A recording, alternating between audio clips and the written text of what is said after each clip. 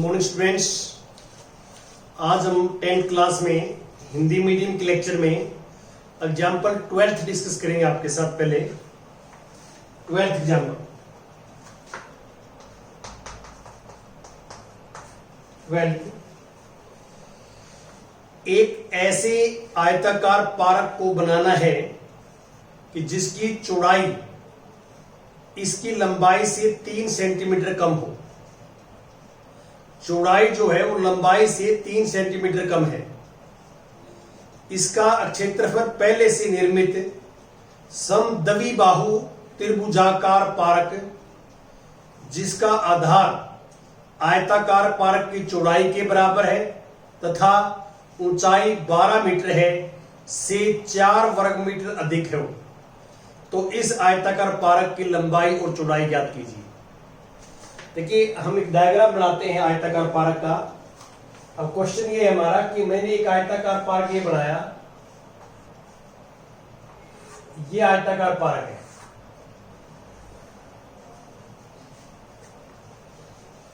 ये चौड़ाई है इसकी, ये चौड़ाई, ये लंबाई है। अब स्टार्टिंग में हमारे को ये दे रखे है कि जो चौड़ाई है वो लंबाई से 3 मीटर कम है। आप पढ़ोगे तो कि जिसकी चौड़ाई इसकी लंबाई से 3 मीटर कम है, तो हम चौड़ाई मानेंगे। मान लो आयताकार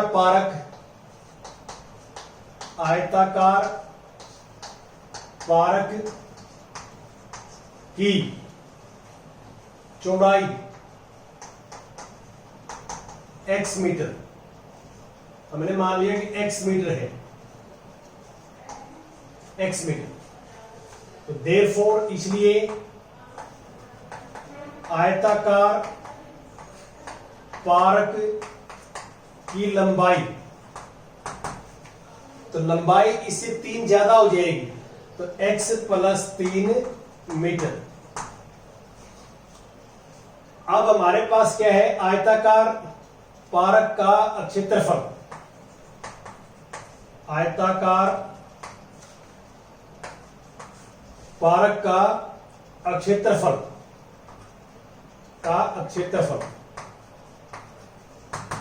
तो फार्मूला होता है लंबाई गुणा में चौड़ाई, x + 3 गुणा में x। आपको ये पता है कि लंबाई गुणा में चौड़ाई आयत का क्षेत्रफल होता है, तो ये फार्मूला लगेगा। आप गुणा करोगे x × x² + 3x, ये वर्ग मीटर में आ जाएगा, ये वर्ग मीटर में। अब क्वेश्चंस क्या है आगे कि एक पहले से एक निर्मित जो है समद्विबाहु त्रिभुज है। ये भुजा इसके बराबर है, ये भुजा इसके बराबर है। ये चौड़ाई जो है इसका आधार है। ये लिखा हुआ है कि पहले से निर्मित एक त्रिभुजाकार समद्विबाहु त्रिभुजाकार एक पार्क है और इसकी ऊंचाई, ये ऊंचाई है इसकी, ये ऊंचाई जिसको हाइट कहते हैं आप, हाइट, ये 12 मीटर है, 12 मीटर है। और इसका आधार जो है वो आयताकार जो चौड़ाई है उसके बराबर है। तो ये आधार यहां से यहां तक जो है आधार, ये यहां पे x मीटर मानना है हमने, ऊंचाई h है।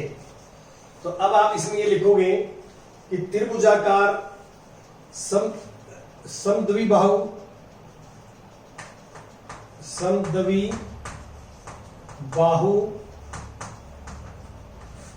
त्रिभुजाकार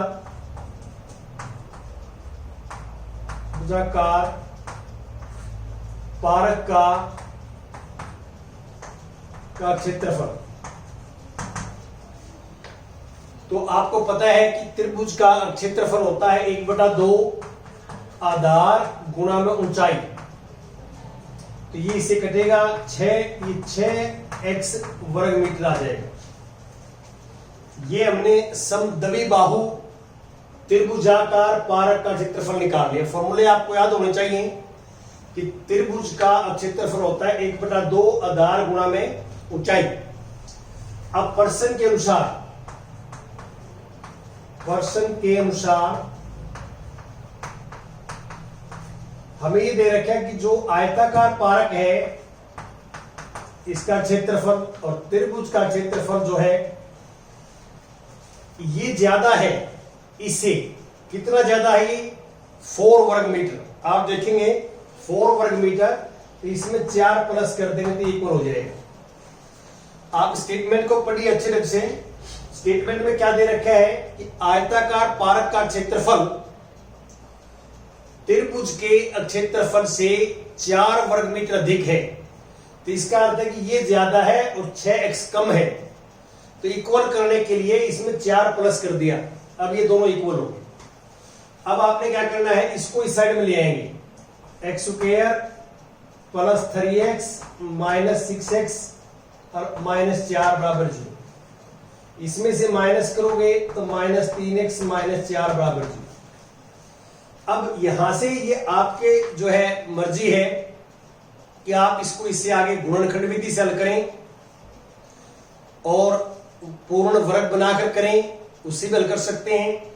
और क्वाड्रेटिक फॉर्मूला जो द्विघात सूत्र जो मैंने कल बताया था आपको, उससे भी इसको हल कर सकते हैं।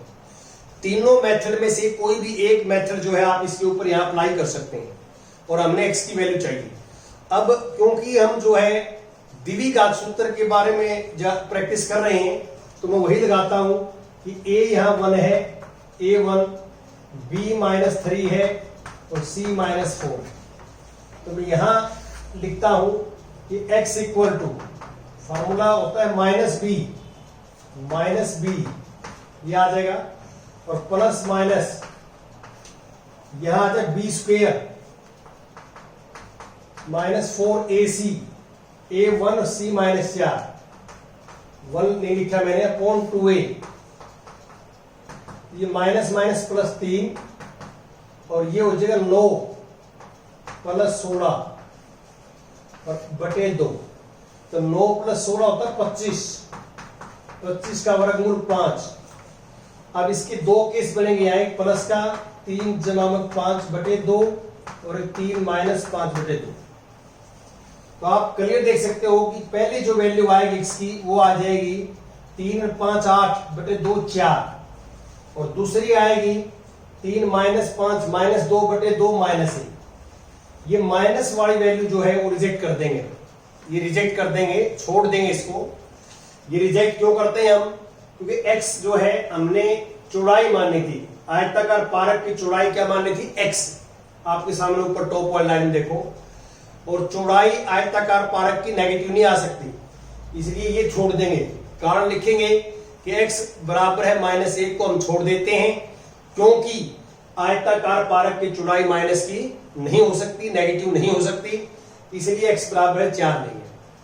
और x 4 आ गया, ये चौड़ाई 4 आ गई, तो लंबाई कितनी हो जाएगी, 4 प्लस 3 7। ये नीचे लिखना है आपने कि आयताकार पारक की चौड़ाई 4 मीटर और आयताकार पारक की लंबाई 7 मीटर। ये यहां दोनों में पुट करते हुए आंसर आ जाएगा, 4 हमने लेना है, ऐसे हमने करना है। तो इसमें कोई मुश्किल काम नहीं था और आप ऐसे कर सकते हैं। अब मैं उदाहरण नंबर 13 की बात करता हूं आपके साथ। 13 पार्ट फर्स्ट ले लेता हूं पहले में। निम्न द्विघात समीकरणों के मूल यदि उनका अस्तित्व हो तो द्विघात सूत्र का उपयोग करके ज्ञात कीजिए। देखिए हमारे पास द्विघात समीकरण ये है, 3x square minus 5x plus 2 बराबर है 0। ये हमारे पास है द्विघात समीकरण। सबसे पहला प्रश्न यदि आप स्टेटमेंट पढ़ें तो इसमें दिया हुआ है कि यदि द्विघात समीकरण के मूल अस्तित्व में हैं तो उन्हें ज्ञात कीजिए। अब अस्तित्व में होंगे या नहीं होंगे ये हम कहां से पता करेंगे। कल मैंने आपको द्विघात समीकरणों की प्रकृति के बारे में बताया था, तो इसके लिए हम क्या है कि डी निकालते हैं। यहां आप देखिए a हमारे पास 3 है, b हमारे पास -5 है, c हमारे पास 2 है।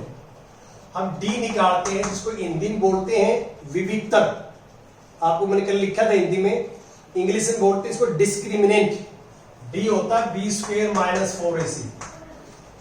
तो b माइनस 5 का स्क्वेयर, b की वैल्यू पुट कर दी, माइनस 4a3c2, ये 25 माइनस 24। तो आप क्लियर देख सकते हैं d 1 आ गया, ग्रेटर देन 0 आ गया। और कल मैंने लिखवाया आपको कि d ग्रेटर देन 0 हो तो पॉजिटिव आ जाए और 0 आ जाए, 0 आ जाए या पॉजिटिव आ जाए तो मूल वास्तविक होते हैं। मूल क्या है? वास्तविक। यहां लिखोगे देयरफॉर मूल वास्तविक हैं, वास्तविक है तो अस्तित्व में हैं।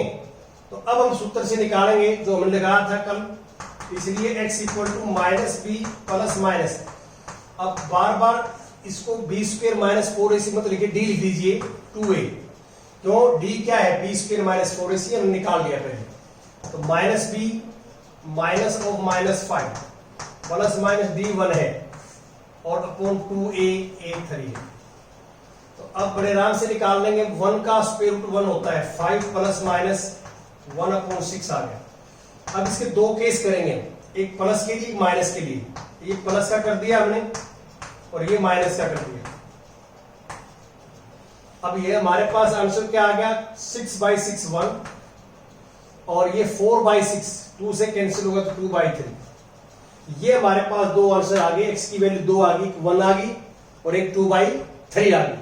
अब 1 और 2/3 इस द्विघात समीकरण के मूल है, इस द्विघात समीकरण के मूल है, ऐसे हम लिखते हैं। तो ये आपने d पहले निकाल लो। d की जो प्रकृति बताई थी मैंने, मूलों की प्रकृति का एक फॉर्मूला लिखवा था आपको, उसको आप याद करिए। वो आपको ये बता देगा कि मूल अस्तित्व में है या नहीं है।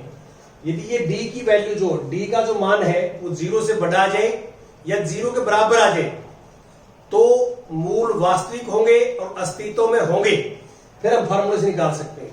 और d नेगेटिव आ जाए, d माइनस का आ जाए तो मूल वास्तविक नहीं होंगे और अस्तित्व में नहीं होंगे, वो वहीं क्वेश्चन छोड़ देंगे।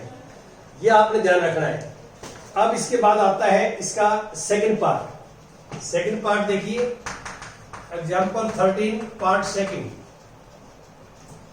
क्या है समीकरण? ये है x square plus 4x plus 5 equal to 0।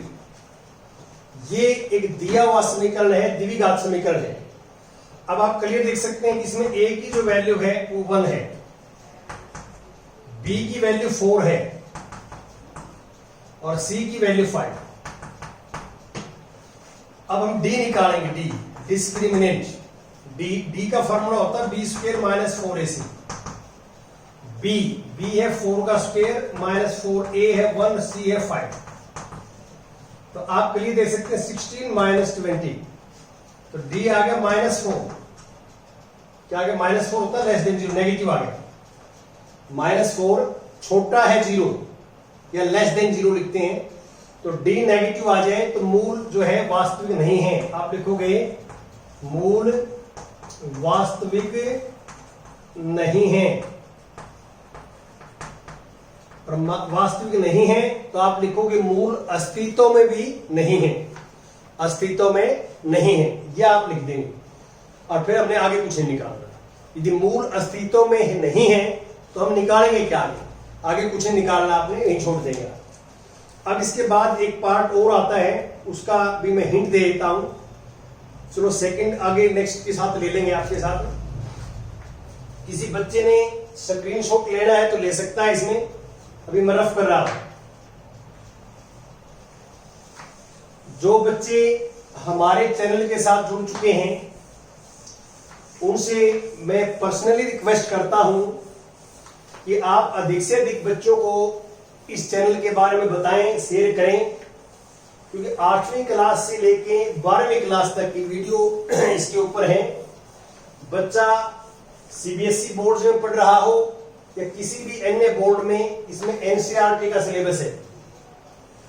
और ये चैनल तभी चलेगा जब मैक्सिमम बच्चे, अधिक से अधिक बच्चे जो है इस चैनल के साथ जुड़ेंगे। और आपका सहयोग जरूरी है। आप प्रत्येक वीडियो को लाइक भी करें और उसके ऊपर जो कमेंट्स हैं कमेंट भी डालें। ये आपने करना है।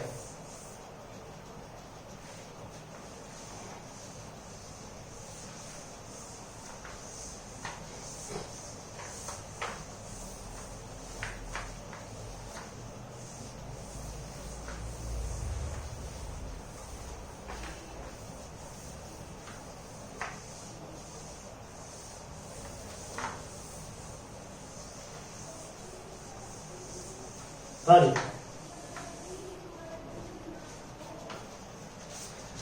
now we take example 13 part 3. Example 13 part 3. द्विघात समीकरण ये दिया हुआ हमारे को 2x square minus 2√2x plus 1 equal to 0। ये हमारे को एक द्विघात समीकरण दिया हुआ है और हमें क्या फाइंड आउट करना है वो यहां देखिए। यदि मूल अस्तित्व में है, पहले तो ये चेक करना कि मूल अस्तित्व में है या नहीं है। तो इसके लिए हम क्या है कि d निकालेंगे। a यहां 2 है, b 2√2 और c की वैल्यू जो है 1 है। तो d equal to b square minus 4ac होता है। d equal to b square minus 4ac और इसकी वैल्यू पुट करेंगे हम b 2√2 whole square minus 4a is 2 c is 1। अब यहां देखो 2 का स्क्वेयर 4 और √2 का स्क्वेयर 2। ये ध्यान दें यहां, ये 2 का स्क्वेयर 4 होता है, √2 का स्क्वेयर कट हो जाएगा, 2 आ जाएगा, ये मल्टीप्लाई में रहेंगे और ये 8 हो जाएगा। तो 8 माइनस 8 इक्वल टू 0 और d 0 है और इक्वल टू 0 है। और आपको मैंने लिखवाया है कि d 0 हो तो मूल बराबर होते हैं, मूल बराबर होते हैं और वास्तविक होते हैं। तो यहां ये लिखोगे कि मूल जो है, मूल बराबर और वास्तविक होंगे, वास्तविक होंगे। वास्तविक होंगे तो अस्तित्व में होंगे। अस्तित्व में हमने फिर क्या है कि द्विघात सूत्र से निकालना है। तो x की वैल्यू ये आ जाएगी minus b plus minus √d। d निकालने के बाद d की वैल्यू देखो बी स्क्वायर माइनस 4ac, इसका निक नेम d लिख दें फार्मूले में, अपॉन 2a और इसकी वैल्यू पुट करेंगे आप minus b plus minus 0। b की वैल्यू पुट करेंगे यहां b 2√2 अपॉन 2 इंटू 2। अब 0 का स्क्वायर रूट 0 होता है, 2 और ये माइनस 2√2 अपॉन 4 आ जाएगा। अब इसे कैंसिल हो जाएगा तो यहां पे आपके पास एक वैल्यू आएगी √2/2।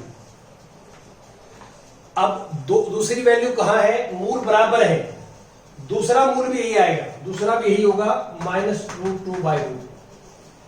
आप इस बात को नोट कर लें कि d 0 होता है, डिस्क्रिमिनेंट 0 होता है, विविक्तर 0 होता है, तो उस केस में मूल बराबर होते हैं, दोनों सेम आएंगे, दोनों सेम आएंगे। ये नेचर जो है ऑफ रूट्स, ये जो प्रकृति बताई थी मैंने, प्रकृति जो रूट्स की, उसने फॉर्मूला लिखवाया है, आपको ये करवाया गया है। अब मैं एग्जाम्पल नंबर 14 लेता हूं। 14 में first part, example 14 part first statement में पढ़ता हूं, क्या है, निम्न समीकरणों के मूल ज्ञात कीजिए। हमें मूल ज्ञात करने हैं। समीकरण ये है कि x plus 1/x equal to 3 और ब्रैकेट में आगे पढ़ोगे तो ये लिख रहा है क्या, x नॉट इक्वल टू 0। देखो ये क्यों लिखते हैं हम कि x not equal to 0, x यहां हर में है, हर, और x 0 हो जाएगा, यहां पे 0 हो जाएगा तो ये अपरिभाषित हो जाएगी। तो हर में कभी भी 0 नहीं आना चाहिए, इसलिए पहले क्वेश्चन में कह दिया कि x 0 के बराबर नहीं है। ठीक है, अब इसके नीचे 1 है और इसके नीचे भी 1 है,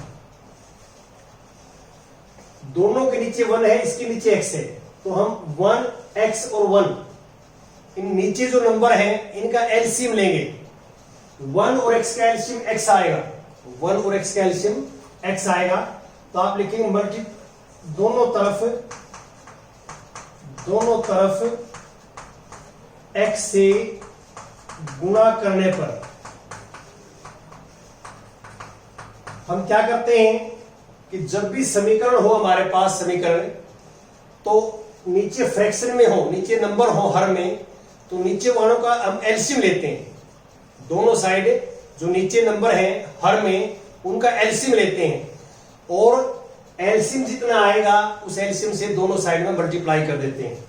अब इसको मल्टीप्लाई करो x की, प्रत्येक पद को x² हो गया, इसको x से मल्टीप्लाई करो x कट गया 1 आ गया, इसको x से मल्टीप्लाई करो 3x हो गया। अब 3x को इस साइड में ले आओ, -3x + 1 = 2। अब यहां से इसके ऊपर आप गुणनखंड विधि वाला भी फार्मूला लगा सकते हैं, पूर्ण वर्ग बनाकर भी लगा सकते हैं, और द्विघात सूत्र भी लगा सकते हैं। लेकिन एक चीज का आप ध्यान रखना कि प्रत्येक समीकरण के गुणनखंड होने, प्रत्येक समीकरण के द्विघात समीकरण के गुणनखंड होने जरूरी नहीं है, गुणनखंड होने जरूरी नहीं है। हो सकता है आप सिंपल मेथड से उनके गुणनखंड नहीं कर सकते, तो फिर फार्मूला लगाएंगे आप। अब यहां आप गुणनखंड करने की कोशिश करेंगे तो आप नहीं कर सकते, आप कोशिश करके देखना, गुणनखंड नहीं होंगे तो फिर या तो पूर्ण वर्ग विधि लगाओगे पूर्ण वर्ग बनाकर, या द्विघात सूत्र। तो द्विघात सूत्र लगाओगे तो a1 b-3 और ca, ये है। पहले d निकाल लीजिए, द्विघात सूत्र लगाओ तो पहले d निकालना करो। d निकालने से आपको पता लग जाएगा, d निकालने से कि मूल अस्तित्व में होंगे या नहीं होंगे। तो अब d निकाला, -b² -4ac, तो 9 - 4 5 आ जाएगा। अब हमारे पास सूत्र ये है -b ± वर्गमूल d अपॉन 2a, तो -b आ जाएगा तो -3 ± √d है 5 अपॉन 2a, अब +3 ± √5/2। तो अब ये दो वैल्यू आ गए हमारे पास। पहला तो आंसर ये है 3 वर्गमूल 5/2, और दूसरा ये है 3 - वर्गमूल 5/2। अब x की जो है x की दो मान आ गए, ये मान आ गए, ये मान आ गए। ये दोनों जो है वो इस समीकरण के मूल है, इस समीकरण के मूल है। तो एक बात फिर मैं आपको क्लियर बता दूं कि आपने इस बात का ध्यान रखना है कि गुणनखंड विधि वो प्रत्येक द्विघात समीकरण के ऊपर अप्लाई नहीं होती। कुछ स्पेशल टाइप के द्विघात समीकरण होते हैं जो गुणनखंड विधि द्वारा हल हो सकते हैं, लेकिन जो आपके सामने फॉर्मूला है द्विघात सूत्र, ये सभी समीकरणों के ऊपर लग सकता है, ये कभी फेल नहीं होता, कभी फेल नहीं होता। आपने सिर्फ क्या करना है कि जब भी आप द्विघात समीकरण आ जाए तो सबसे पहले डी निकालिए, डी डिस्क्रिमिनेंट या विविक्तर निकालिए। डी निकालने के बाद आपको पता लग जाएगा कि मूल वास्तविक हैं या मूल अवास्तविक हैं। अवास्तविक हो तो वही क्वेश्चन को छोड़ देंगे, वास्तविक हैं तो फिर x का मान आप निकाल लेंगे। ये हमारे पास जो है आपने काम करना है। अब इसमें जो लास्ट आता है वो हम कल डिस्कस करेंगे, 14 का सेकंड। यहीं तक लेंगे। Thank you very much.